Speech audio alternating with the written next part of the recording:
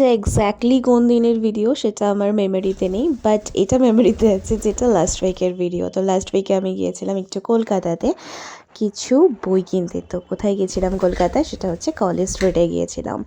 তো সকালে করেছিলাম স্কুল, কারণ স্কুলে তখন এক্সাম চলছিল। আর তারপরে গিয়েছিলাম, ভাই এসেছিলো, ভাই আর আমি মিলে চলে গিয়েছিলাম। আর এখানে হচ্ছে একটা দোকান থেকেই আমরা কিনি, তুষার বুক স্টল। কাকুকে আমি নয় করে প্রায় 7-8 বছর চিনি। আর 2-3 বছর কাকুর সাথে দেখা হয় না, কারণ আসা হয়নি, বা আমি যেদিনকে এসেছি দোকান বন্ধ ছিল। তো প্রথমেই গেছি এবং খাতির আপ্যায়নের জন্য কাকু তো আমাদের পুরো চা দিয়েছে। তারপরে চা শেষ করার পরে বললো, কফি খাবি তোরা?